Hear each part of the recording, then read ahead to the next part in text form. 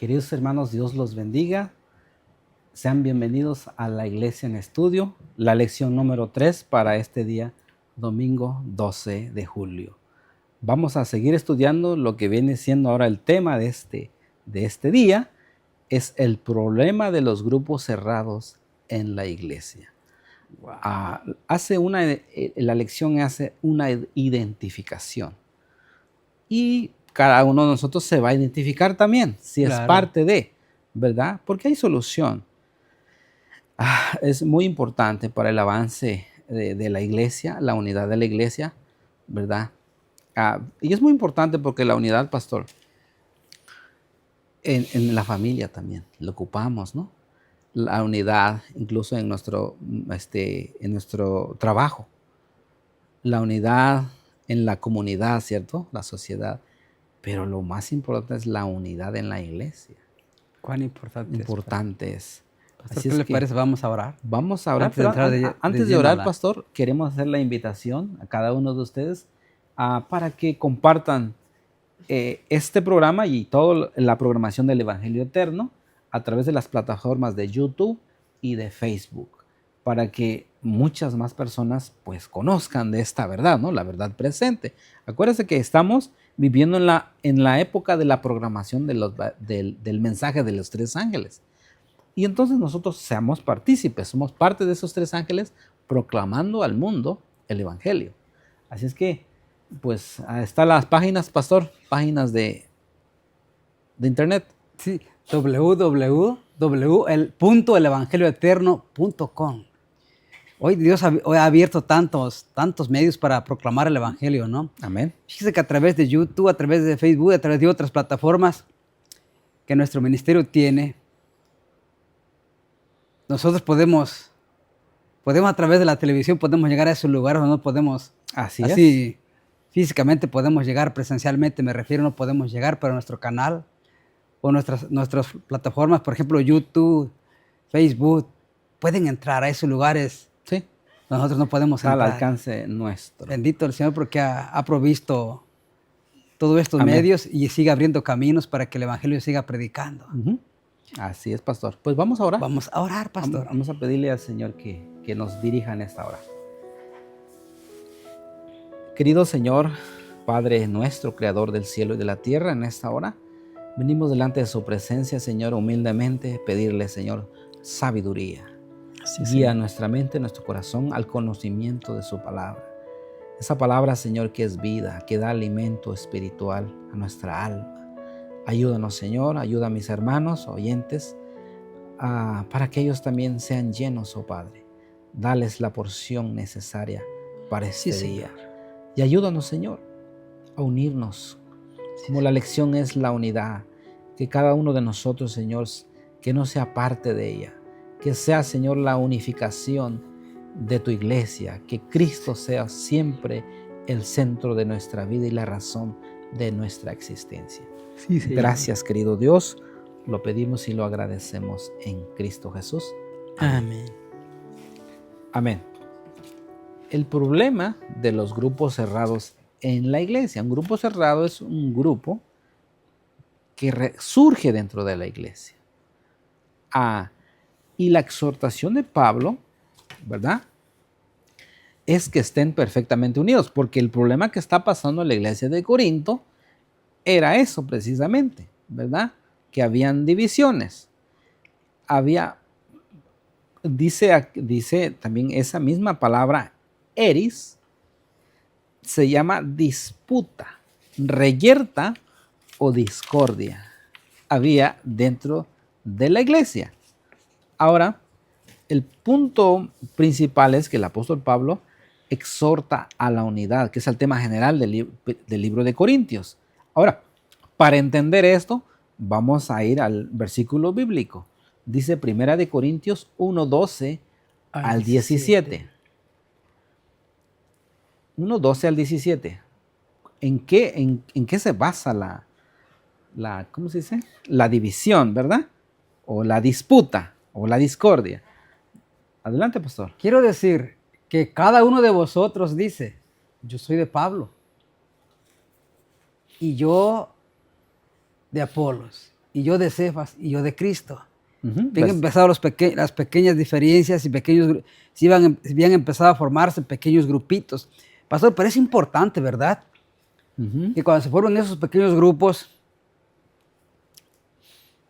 tratar de observarlos.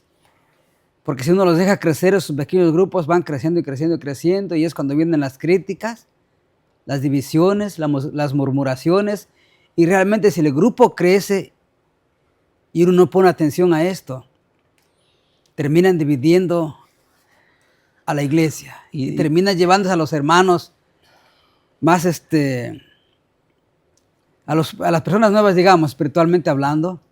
sí, de hecho, pastor, eh, por eso el apóstol Pablo escribe estas palabras inspiradas, ¿verdad? El consejo de Dios es,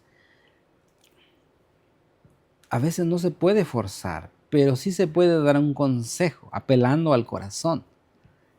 Lo leímos, que Cristo dice, en el nombre del Señor Jesucristo, que haya entre vosotros un, un mismo parecer, ¿cierto? ¿Por qué? Pero, o sea, está llamando la atención, apelando a la conciencia, al corazón, para que se unan. Ah, es cierto, en la iglesia se puede disciplinar a alguien, pero no le puede quitar su modo de pensar. Claro. O sea, usted no puede ser conciencia de nadie, pero sí puede exhortar, apelando, ¿verdad?, al amor del Señor. Por eso, al leer esto que estamos diciendo, ¿por qué la razón? Dice aquí, vamos a seguir leyéndolo. Versículo 2, nos quedamos en el vamos 12, vamos al 13. 13 y llegamos En al 1 de Corintios 1, 13. Dice, ¿acaso está dividido Cristo? ¿Fue Cristo crucificado? ¿Fue crucificado Pablo por vosotros o fuisteis bautizados en el nombre de Pablo?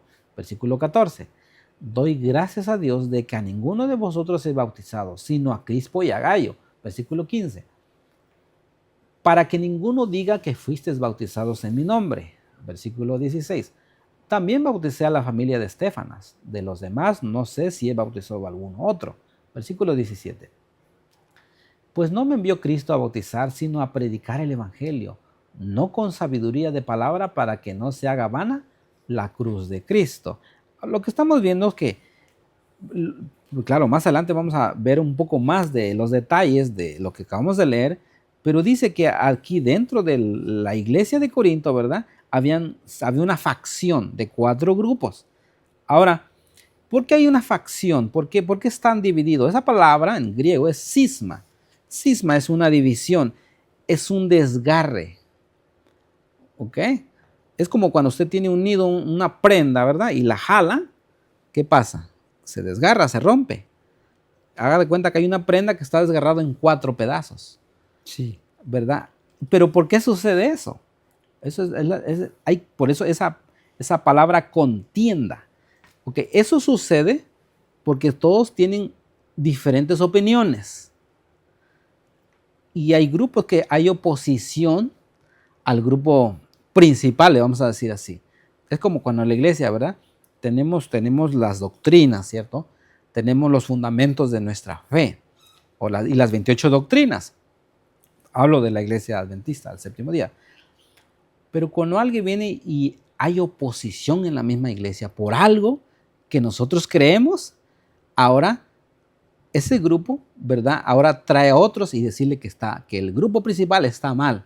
Entonces se empieza a ver ese desgarre, ese desprendimiento. Y sale otro grupo.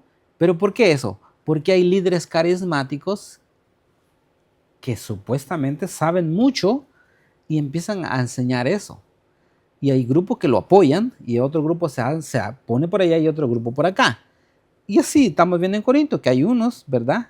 Porque ellos están poniendo la mirada ahora en el hombre, ya no a Cristo.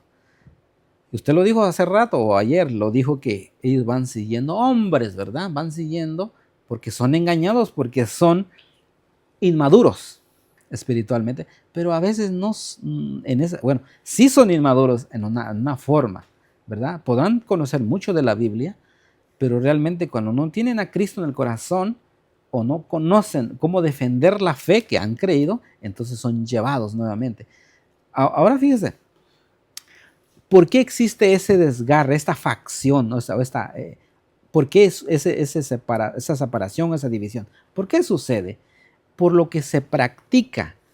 Esa palabra, ¿verdad? Que se llama en el griego eris, que quiere decir, ¿verdad? Que hay oposición, y en el sustantivo son pecados que se cometen, ¿verdad? Y ahora vamos a leerlo, por eso que sucede esas facciones.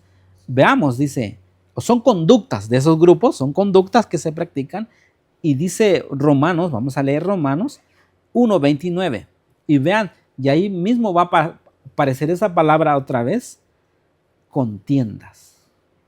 ¿Ok? Dice aquí, 1:29 dice, estando atestados de toda injusticia, fornicación, perversidad, avaricia, maldad, llenos de envidia, homicidios, y ahí está la palabra, contiendas, engaños y malignidades.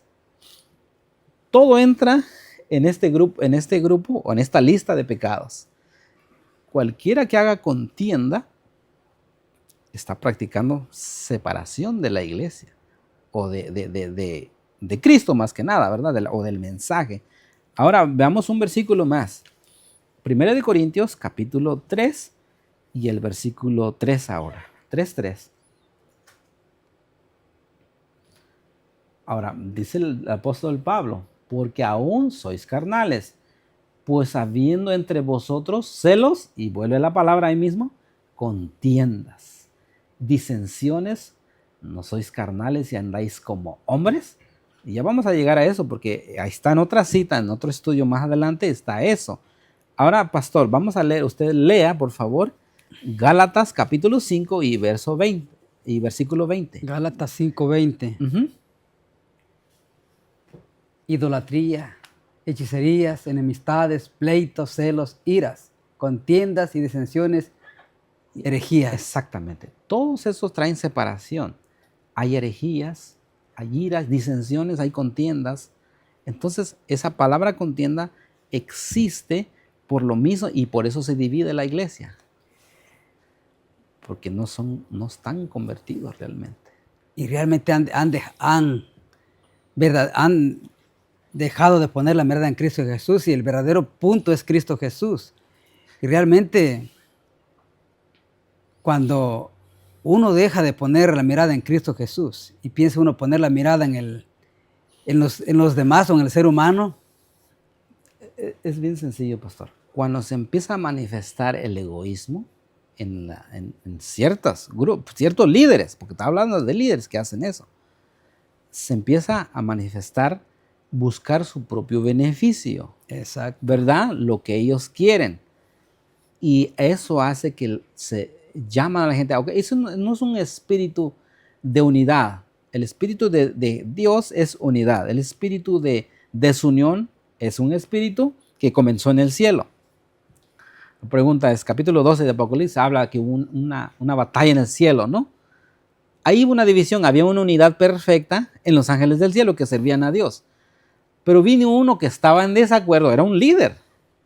Estaba en desacuerdo con Dios, con su plan, sus leyes, no le gustaba, y dice, no, yo no estoy a gusto, pero ¿qué hace? Lo que ahora va y manipula, ¿verdad?, a otros, y ahí empieza la división. Y ahí van otros y lo siguen. La tercera parte del cielo, de los ángeles del cielo, pues lo siguieron a ese líder. Sí, claro. ¿Cierto? Ahora ese mismo espíritu a veces se manifiesta también en nuestro propio pueblo de Dios. Entonces tenemos que poner atención de qué espíritu somos nosotros, de contienda o de unidad, ¿cierto?